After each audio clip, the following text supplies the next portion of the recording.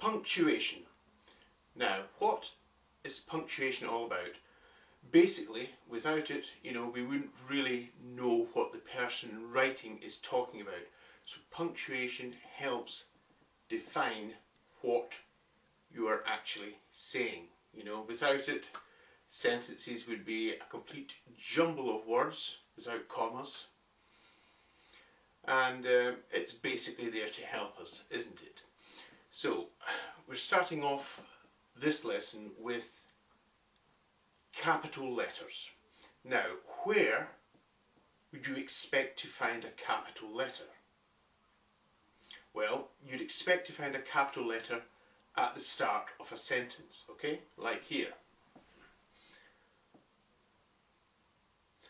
Because every sentence must begin with a capital letter, regardless of what the word is. Every sentence starts with a capital letter. There are no ifs, buts or maybes, or no grey areas there at all. Every single sentence, every new sentence must begin with a capital letter. Alright? So where else in a sentence would you find a capital letter? When we're introducing a proper noun, like here.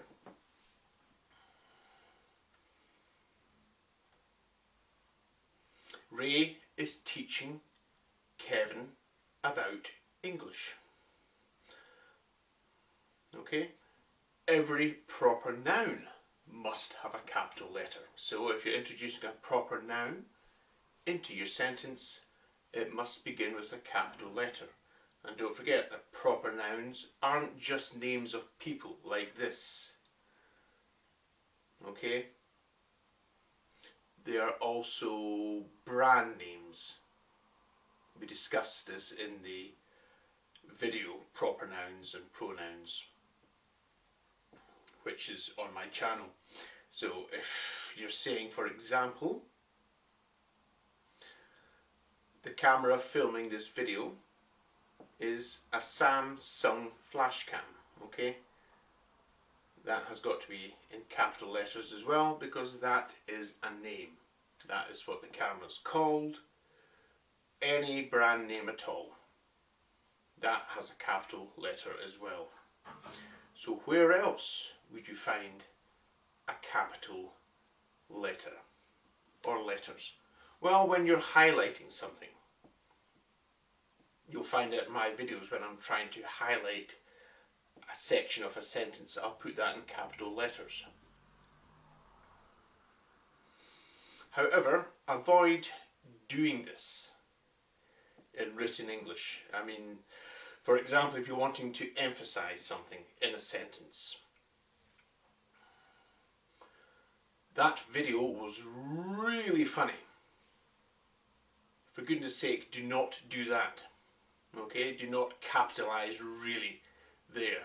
It's totally unnecessary and it is bad English. Bad. You don't need to do it, right? Really English, really being an adverb of manner. Really good, really modifying good. It's already doing the job, okay? It's already doing the job. It doesn't have to be capitalized. So that is an example of where you wouldn't put a capital letter, okay? You don't emphasize words with capital letters. For example, you would never ever do this. Right? That is wrong. A sentence begins with a capital letter and other capital letters within a sentence must be either a proper noun or, yeah, an acronym. You could put an acronym in there, okay? In the lesson about coordinating conjunctions, we found the acronym fanboys very helpful. Okay, fanboys is an acronym. It stands for and, nor, but, or, yet, so. So, an acronym, yes, that's fine. As well, now, capital letters, so much for them.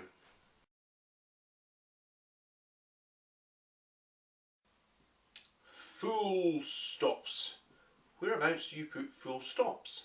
A full stop, also known as period, or also known as stop. You put them at the end of a sentence. That is the main job for a full stop. It goes at the end of a sentence like this. Alright.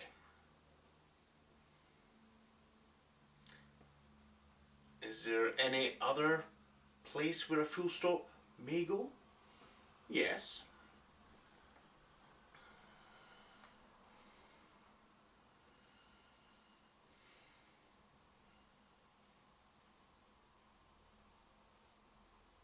Mr. Andrews is teaching the physics class. Okay, did you notice the proper noun there? Physics being a name, physics class. Right, and Mr. Andrews, you notice the full stop after Mr. Okay, that is actually the proper way to write Mr. It is an abbreviation which we're going to be coming on to next.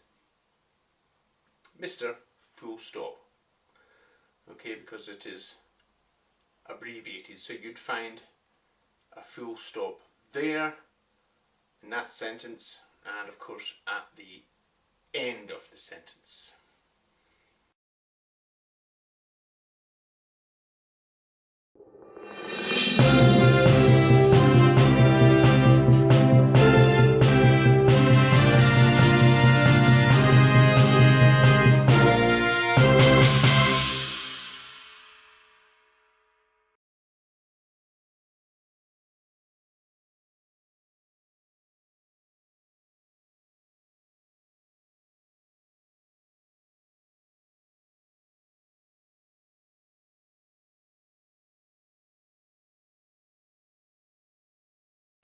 So it's very important when you're using an abbreviation that the person reading it actually knows what the abbreviation stands for.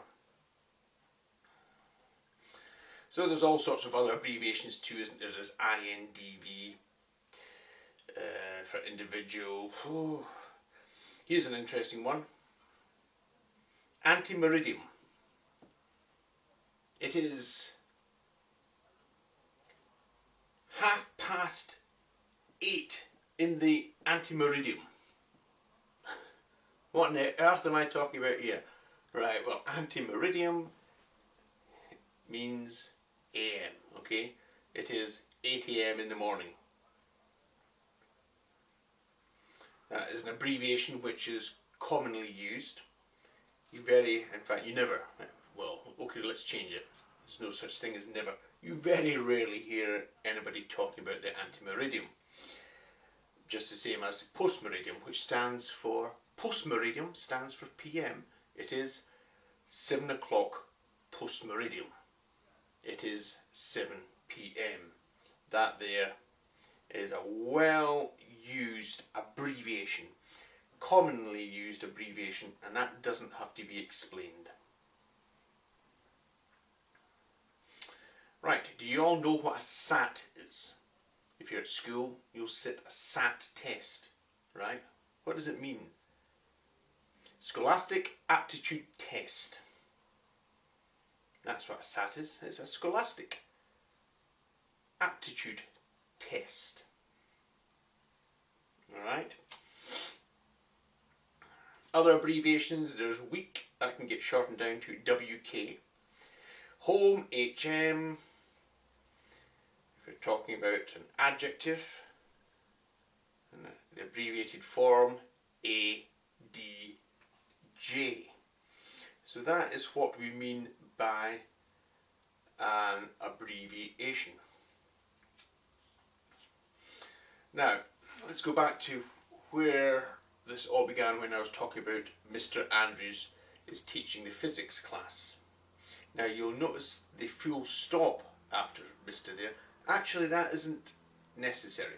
You can actually drop it, because most people don't put a full stop after a name like that. For example, Doctor or Co. Legs and Co. used to be a very popular group. Legs and Co. Co is an abbreviation for company. Very popular abbreviation, that Co. Right, so you don't actually need to put the full stop there. Although it's correct with the full stop there, you can actually drop it. Just like with all the other examples I gave you there, no need for a full stop after the abbreviation. But it is important with certain abbreviations to actually put in brackets what the abbreviation is.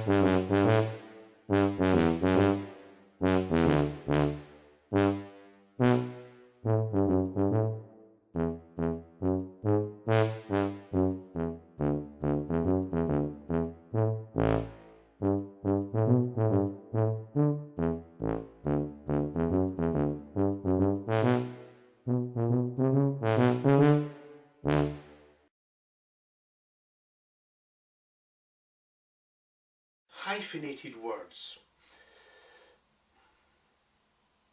Now your English will look very good when you're using hyphens correctly. He has got a never say die attitude. Right, so they never say die is all joined together with these hyphens.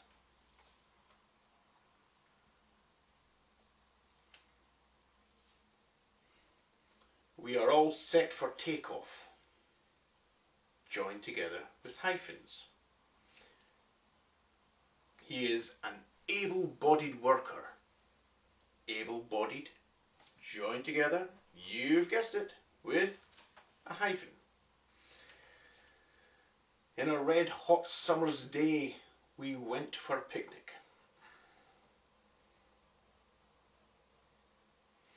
Right, do you see? She is very easygoing. No one has been here for years. That was a really funny joke. Haha. Kindly sing me an old-fashioned love song. Right, do you see where we are going with all these examples?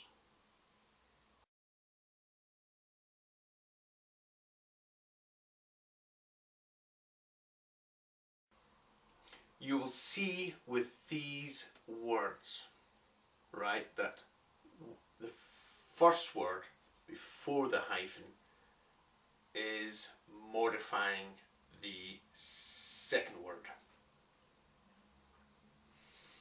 They are closely related.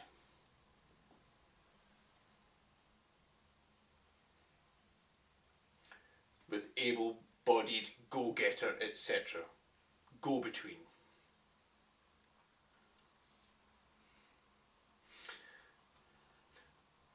A friendly-looking man has just entered the building.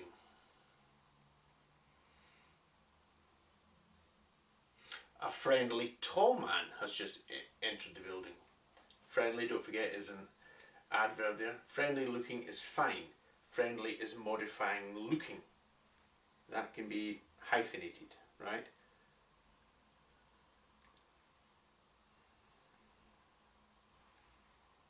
A friendly tall man. Okay, friendly tall, friendly isn't modifying tall there. You don't have a hyphen there. You've got to be careful with that. They have got to be linked. You know, they've got to be. It's got to be as if it's one word. It sounds like one word, doesn't it? You know, able-bodied. If you wrote that like that, it wouldn't look right, but able-bodied, you know, it's an expression, isn't it? You know, able-bodied, easygoing.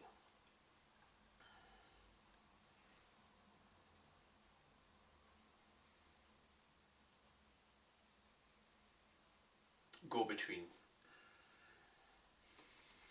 So, where else would we have hyphens? Well, X-ray, for example. X-ray, X-ray, written like that. Or if you've just taken a U-turn, U-turn. If you're talking about your working week, we worked a 30-hour week. 30-hour week.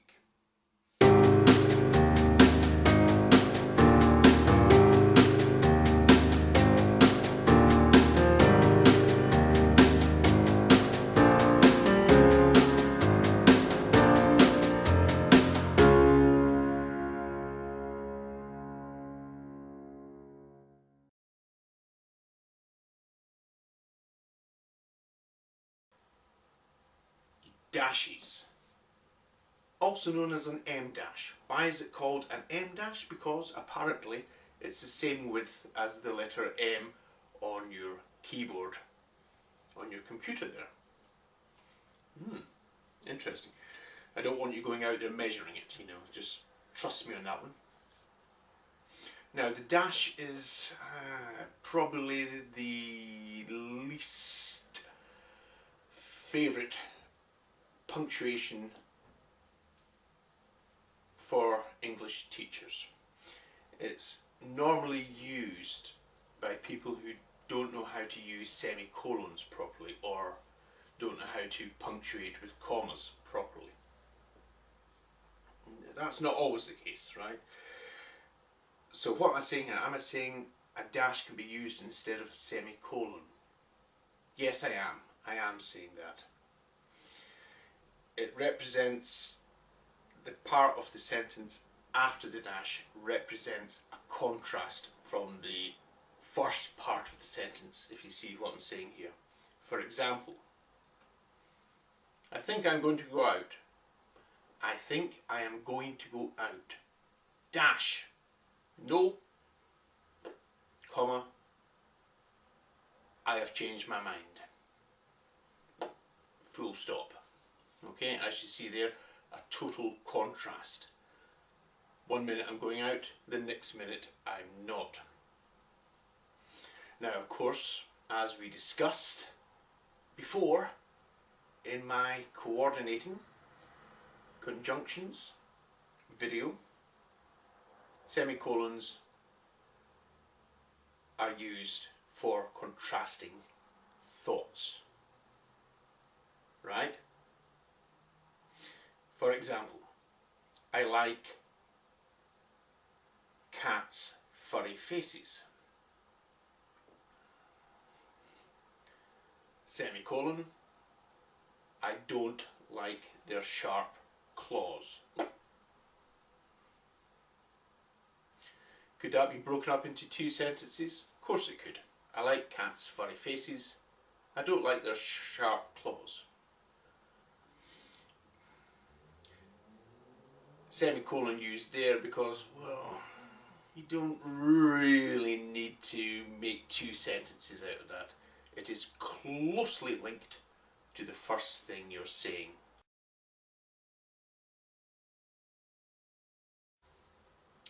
Colons,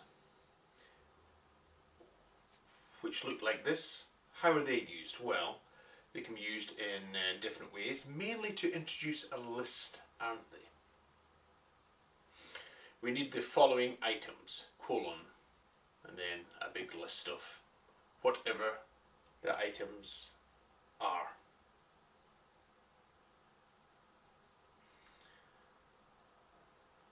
While you're at school, certain behaviour. While you're at school, you must abide by these rules. While you're at school, you must abide by these rules. Colon. No running in the hallway, no talking in class, and no talking on mobile phones. You notice the semicolons there getting used in that sentence because these are little blocks of information within the sentence. Okay?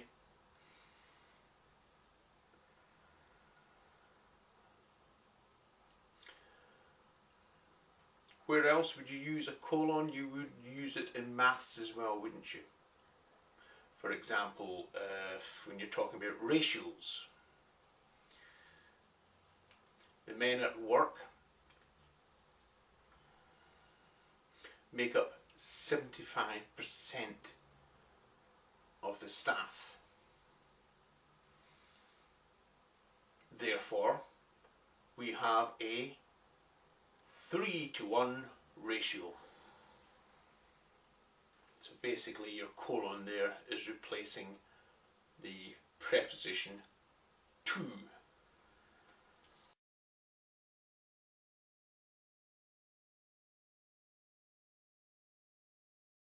It's very important when you're introducing somebody's speech that you use these quotation marks, right? So it's like a double inverted comma, right?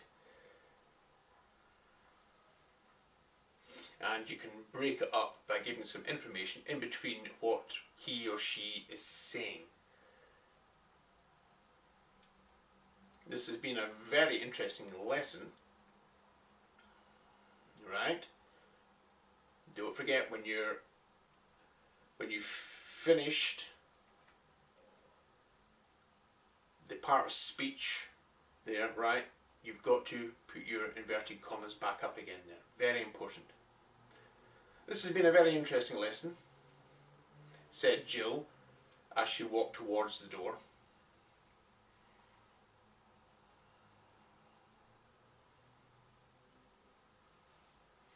Okay, very important that you're not putting these speech quotations in areas where you're explaining what somebody has just said, right?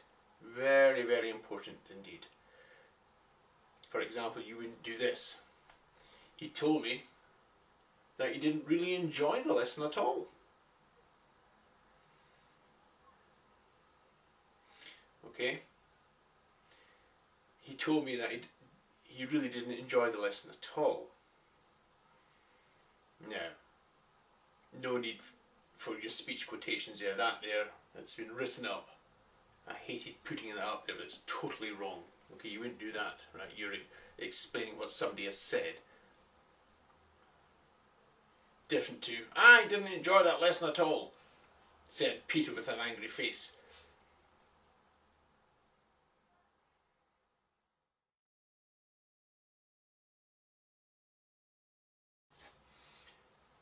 Inverted commas in a sentence can be used in other ways as well. We are going to discuss the word now in this English lesson. We are going to discuss the word now in this English lesson. Now, just imagine if you didn't have the commas there. It looks as if now is part of that sentence. You see, that is why you need your commas there, just to separate it from the other text in the sentence.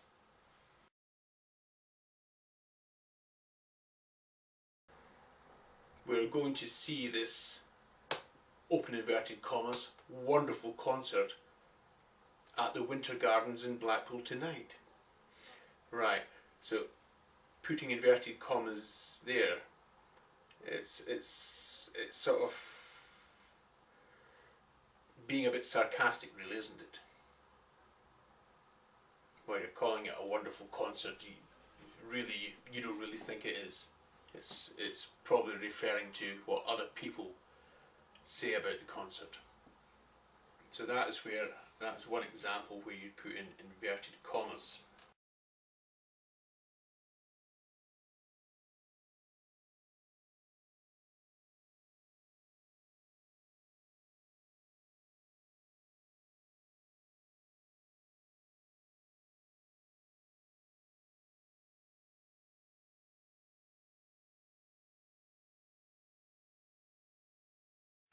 I need to go on a diet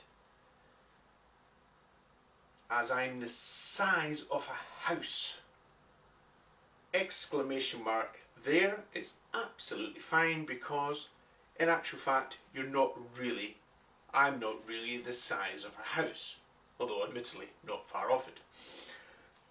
Right? So it's when you're writing things in English which aren't factually correct, but they're being written that way just to emphasize a certain point. For example, when we said leaving, with my tail between my legs, you've got an image of that, haven't you? Sort of, walking out like this.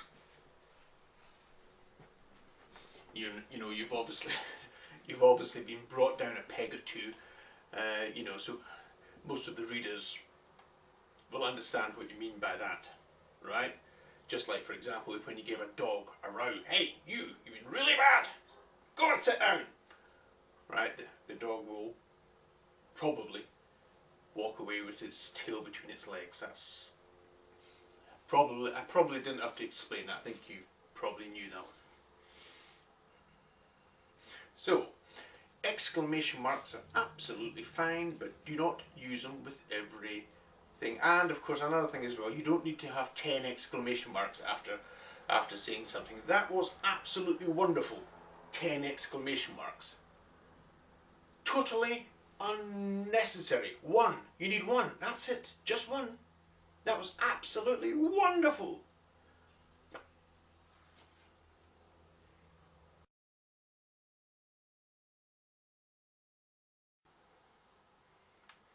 Gary, could you get my shoes from the cupboard? I'm addressing Gary.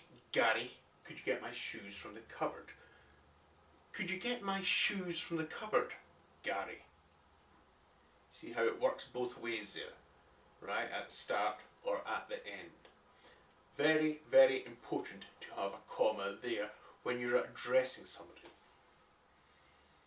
Okay, so there is one example. Quite often people will leave out that comma there in that instance, and really, although we can guess what the person's saying, it's a missing comma and it's poor English, So what other kind of commas are there? Well, the serial commas okay, serial commas are probably the most common. These are found in a list, a basic list, any list you like. We need eggs, flour, sugar and milk. Alright? But this is an interesting point here. Did you notice that I put a comma in there before and? That's actually correct. Although quite often people will leave out that comma because they've got an and there. Well, is that correct? It's a bit of a grey area, okay? If I had to give you advice, I would tell you to leave it in, right? Now let's put up another example. Let's say we need a pen, paper and a notepad. If you're going to write that out, write it out like this. Put the comma in there before and. Nobody at all can say, hey, that's wrong, and put a great big cross through it, because it isn't, it's right. Personally, I don't do it. Personally, if I'm putting and, if I'm bringing the list to an end, okay, I need eggs, sugar, milk, flour and tea bags. The and there will not have comma before it, but officially, yes, it is correct to have the comma even when you're actually saying and. Also, another rule, we're not going too much into commas because they have been discussed at great detail, but very important not to put commas into sentences where they're not needed.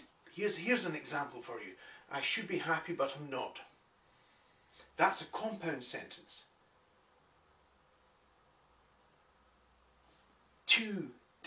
These could be two different sentences. I should be happy, full stop.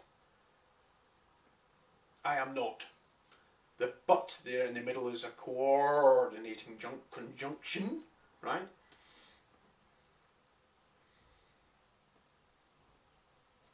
We don't need a comma there. It rolls off the tongue. Anything that can roll off the tongue like that, it doesn't require a comma.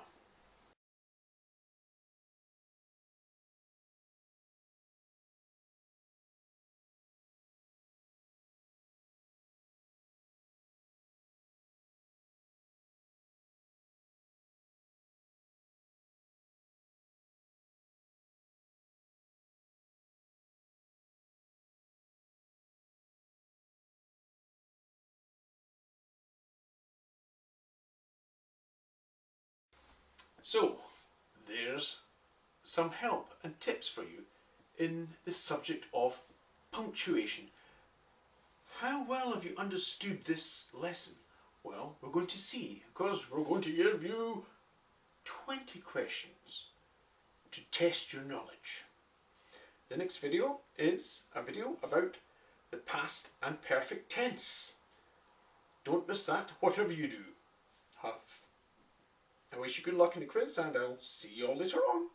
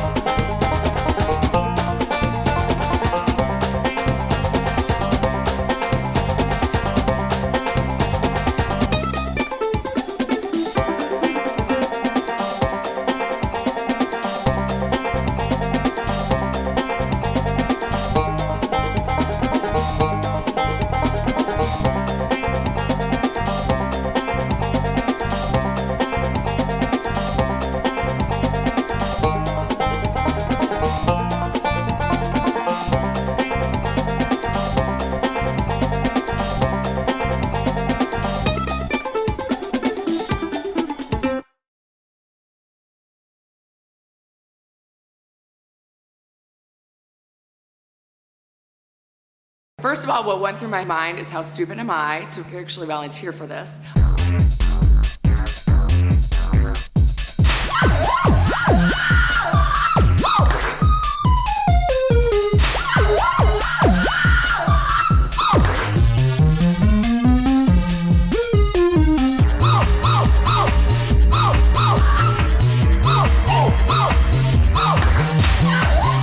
It was unbelievably painful.